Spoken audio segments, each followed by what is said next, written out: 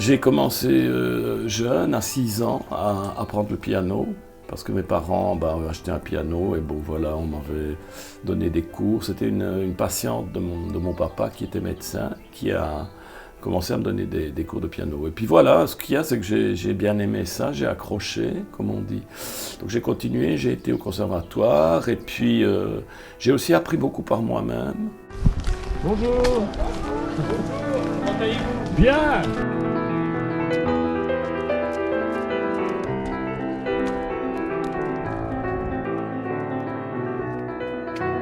Quand j'étais adolescent, entre 12 et 18 ans, j'écoutais la radio et j'essayais de reproduire les morceaux. Hein. C'est comme ça que c'est venu tout doucement.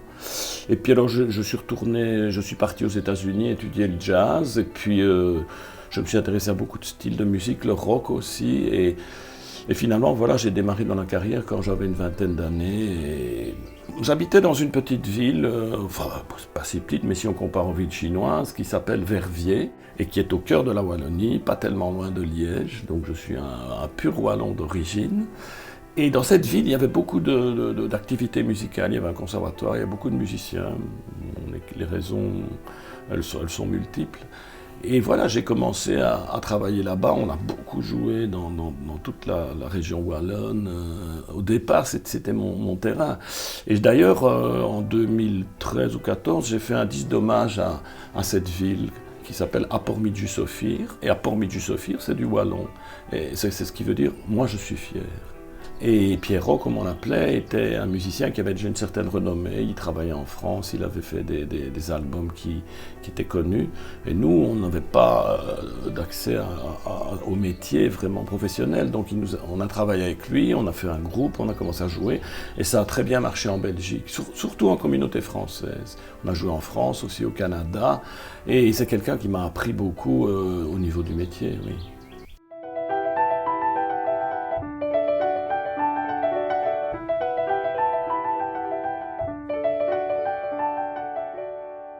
J'ai eu envie d'un peu changer de direction. J'avais eu un groupe où je faisais de la pop musique, je chantais aussi, mais je suis au départ pianiste. Donc je suis retourné vers mon instrument de départ et j'ai fait des disques de piano solo, ce qui était très différent de ce que je faisais avant. Et je suis tombé sur un éditeur, André Danjou, qui malheureusement vient de disparaître un peu inopinément l'année passée. Donc je vais lui rendre hommage en disant ça. Et André était éditeur et il est parti un jour à un marché du disque, de l'édition à Cannes, et il a rencontré des gens de Taïwan. Et ces gens aimaient beaucoup mon disque parce qu'en Chine, on aime la musique de piano, peut-être plus qu'en Europe. Et donc ils ont commencé à vendre mes disques là-bas et ça marchait bien. Puis il m'a dit, tu sais, ça marche bien. Et on est parti jouer la première fois, il y a presque 20 ans, en 2002. Et là, il y avait des grandes salles, c'était exceptionnel.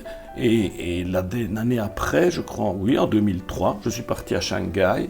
Et j'ai rencontré un manager qui a commencé à me faire tourner. Et depuis lors, je suis allé à peu près 150 fois en Chine, 8-9 fois par an. Et un jour, dans l'avion, je revenais de Chine et je rencontre un monsieur qui s'appelle Yves Bertrand, qui était un Français.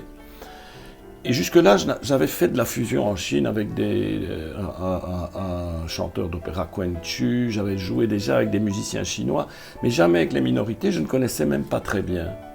Et ce monsieur, il faisait des expéditions au Guizhou. Et le Guizhou, c'est une province en Chine, dans le sud-ouest. Et il me parle des Tong. Et il me téléphone.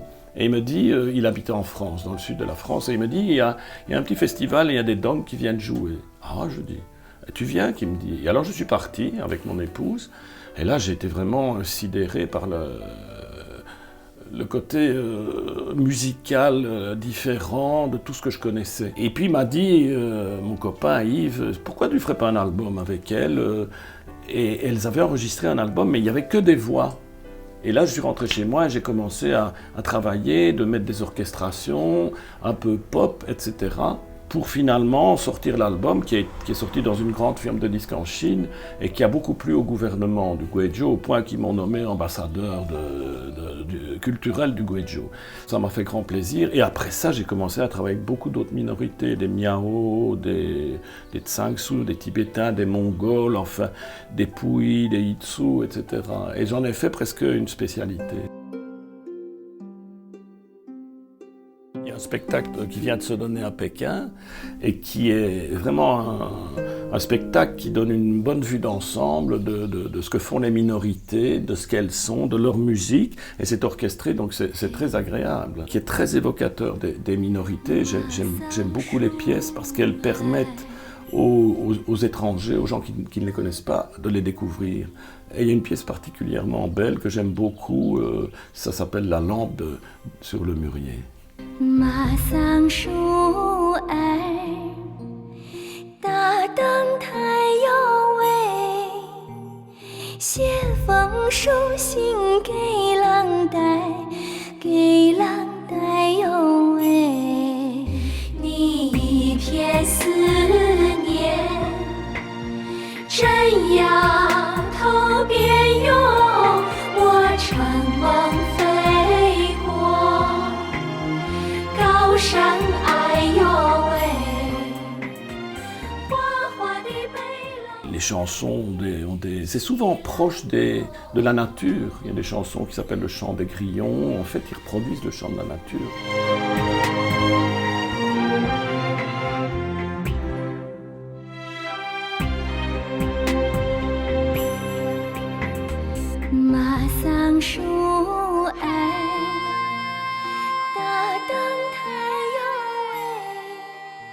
Il y a une autre pièce qui est aussi très, très belle et qui est vraiment typique de la minorité Miao, que je connais assez bien, hein, dont il y a une partie au Guizhou. Il n'y en a pas qu'au Guizhou des Miao.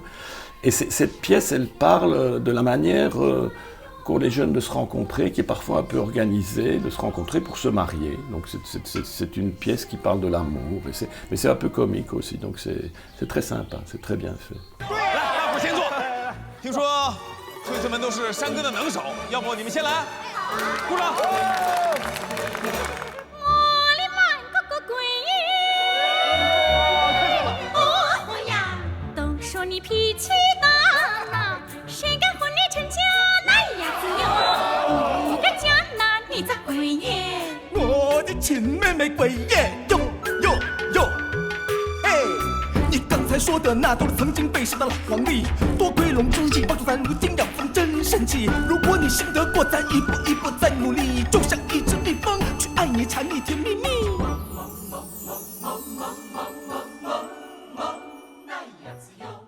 Dans le spectacle, il y a une pièce particulièrement qui me touche aussi. C'est une pièce où on voit le changement qui s'est passé au niveau des minorités.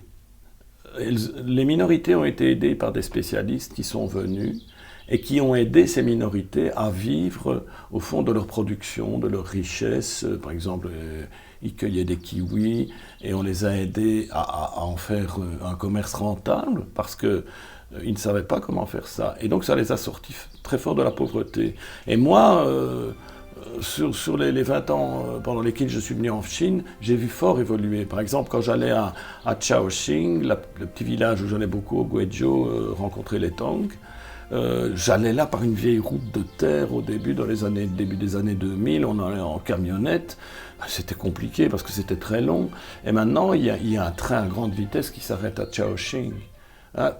Parfois, ça va un peu trop loin parce que j'aimais bien aussi ce côté-là. Mais c'est important pour permettre aux gens de se développer.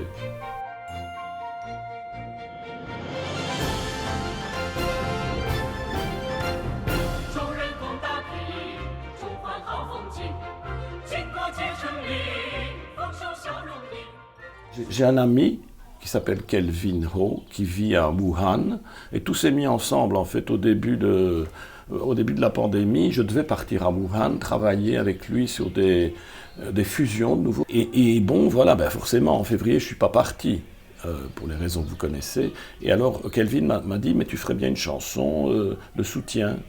à la ville de Wuhan. Bon, oui, je dis, ce serait une bonne idée, mais il fallait aller vite. Donc j'ai pris un morceau que j'avais, instrumental.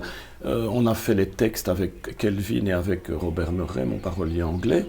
Et puis on a été en studio avec ma fille Noémie, qui est une chanteuse, parce qu'il fallait aller quand même vite, et qui a chanté magnifiquement. Quand je réécoute, ça prend. Et voilà, la chanson, le lendemain, elle était vue des millions de fois en Chine. Elles étaient, je pense, le premier étranger à faire ça. Et puis ça s'est étendu, des centaines de millions de gens l'ont vu. Ça m'a énormément touché, mais je ne m'attendais pas à ça, non, pas du tout.